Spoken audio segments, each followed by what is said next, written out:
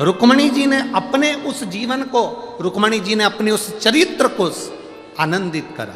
और रुक्मणी जी ने उस चरित्र को जब आनंदित करा तो रुक्मणी जी ने तुरंत राजा भीष्मक से कहा, अपने पिताजी से, राजा भीष्मक से रुक्मणी जी कह रही हैं कि पिताजी आप मुझे बताएं कि शंकर भगवान की आराधना का फल क्या है, भगवान शिव की भक्ति का फल क्या है, शंकर के पूजन का फल क्या है, शिवलिंग निर्माण का फल क्या है, शंकर के शिवलिंग की आराधना का फल क्या है, भगवान शंकर के गुणगान का फल क्या है, भगवान शिव की अविरल भक्ति का फल क्या है। अब आप मुझे बताएं, ये मुझे सिद्ध करें।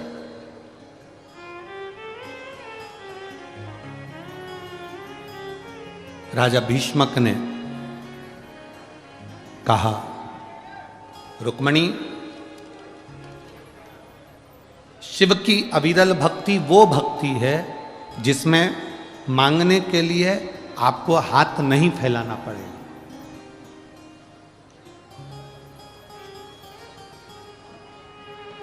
सारी समस्या का हल एक लोटा जल, सब कुछ मिल सकता है, सब कुछ। दुनिया का ऐसा कोई कार्य नहीं, दुनिया का ऐसा कोई भाव नहीं। गला पकड़ रहा है, परसों जैसा, कल जैसा कर दो साउंड को। दुनिया का कोई ऐसा सुख नहीं है जो शिव की भक्ति से नहीं मिल सकता। जो भगवान शंकर की भक्ति से प्राप्त नहीं हो सकता, दुनिया का ऐसा कोई कार्य नहीं। मेरे राम जी महाराज जब लंका पर चढ़ाई करने के लिए जाते हैं तो शंकर भगवान के शिवलिंग की स्थापना, रामेश्वर धाम की स्थापना करते हैं। मेरे भगवान कृष्ण रुक्मणी जी के साथ बैठकर भगवान कृष्ण की अविरल भक्ति को धारण करते हैं। शिव के बिना सब अधूरे। रुक्मणी जी ने कहा, तो क्या सब कुछ शिव की भक्ति से मिल सकता है? क्यों नहीं मिलेगा? करो भगवान शंकर की भक्ति। ऐसा दुनिया में कौन सा कार्य है जो शंकर की भक्ति के बिना, शंकर की भक्ति से नहीं मिलता? करो शिव आराधना। रुक्मणी जी 6 वर्ष की अवस्था में रुक्मणी जी कौंडल्यपुर से पैदल चलकर वन क्षेत्र में पहुंच गई। पैदल चलकर वन क्षेत्र में पहुंचे और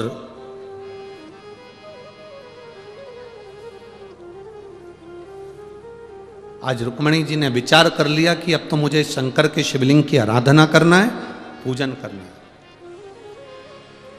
स्कंद पुराण में विदर्भ के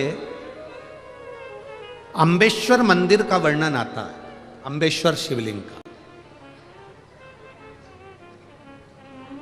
जैसे अपन ने विदर्भ खंड को अगर पढ़ते हैं तो विदर्भ को अगर हम पढ़ते हैं तो विदर्भ को पढ़ने में कौंडल्यपुर का वर्णन आता है। आपको कुंडेश्वर महादेव का वर्णन अपन ने स्मरण किया।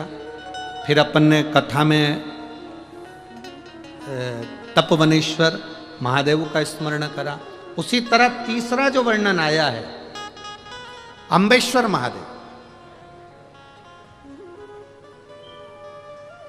जहां पर माता रुक्मणी स्वयं वन क्षेत्र में आ गई। कौंडल्यपुर को छोड़कर मां दौड़ती स्मरण करती अपनी सखियों के साथ वन क्षेत्र में पहुंच गई।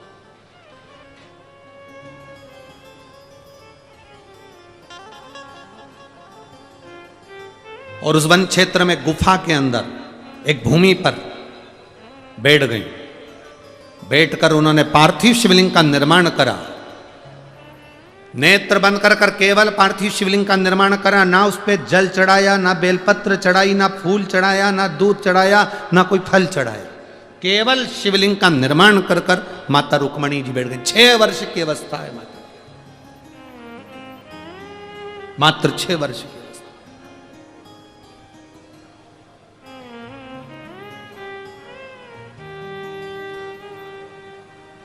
गुफाओं का मार्ग, वन क्षेत्र पूर्ण तरह से वन में ढका हुआ, भयंकर हिंसक पशु पक्षी, और मां बैठी है रुक्मणी 6 वर्ष की अवस्था। जैसे माता पार्वती जी ने तप किया था शिव जी को प्राप्त करने के लिए, रुक्मणी जी ने तप किया भगवान कृष्ण को प्राप्त करने के लिए, और वो भी शंकर का तप किया,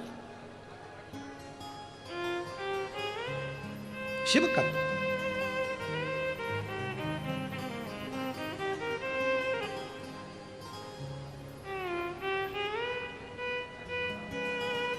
पिता विदर्भराज को मालूम पड़ा, राजा भीष्मक को मालूम पड़ा मेरी बेटी घर से गई है, सखियों के साथ वन क्षेत्र में गई है, ढूंढने के लिए निकल गए।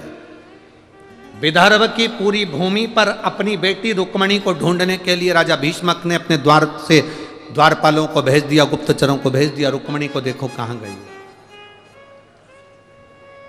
रुक्मणी गई कहां है जरा पता करो, देख कर आओ।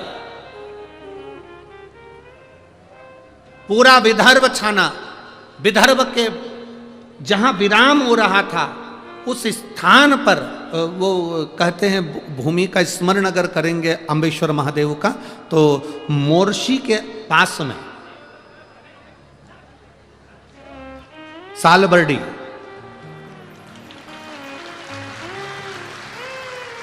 मोर्शी के पास में सालबर्डी, ये आज का नाम है, पुरातन नाम अम्बेश्वर महादेव।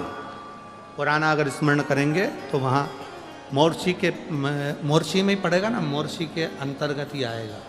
और जहाँ सालबर्डी आप लोग कहते हो, छोटा महादेव कहते हो, बड़ा महादेव कहते हो, जो भी कहते हो आपकी भाषा में, पर हमारी भाषा में अम्बेश्वर महादेव।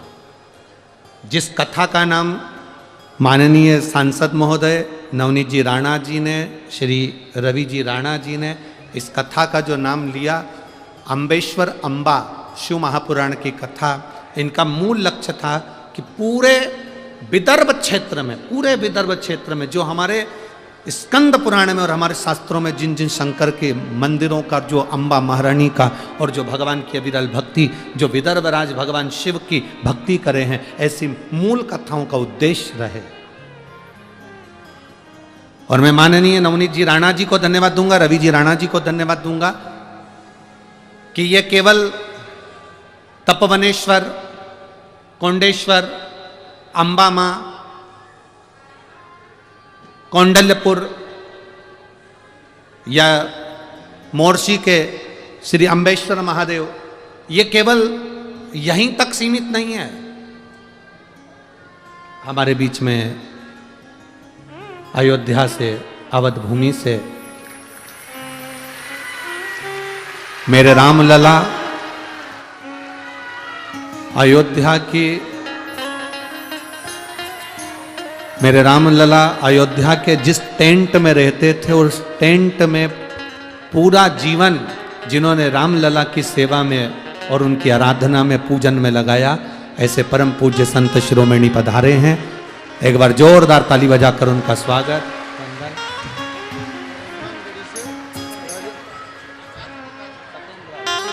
और हनुमानगढ़ी अयोध्या से महंत श्री सत्येंद्र जी महाराज जी भी पधारे।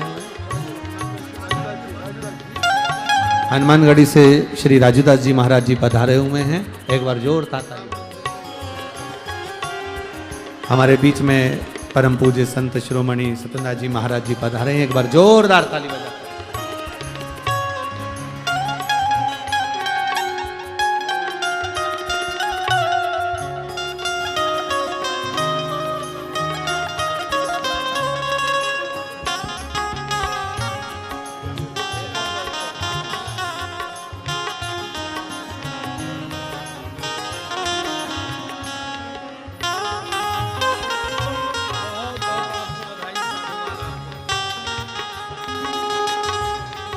आपके आने से ऐसा लग रहा है स्वयं अवध के राजा श्री राघव जी यहाँ पहुँचे हों, राम जी महाराज यहाँ पहुँचे हों।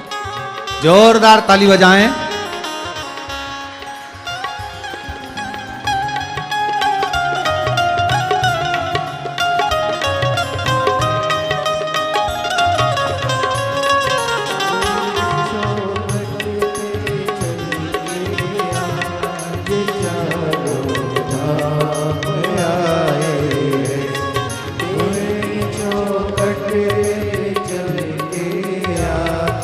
चारों धाम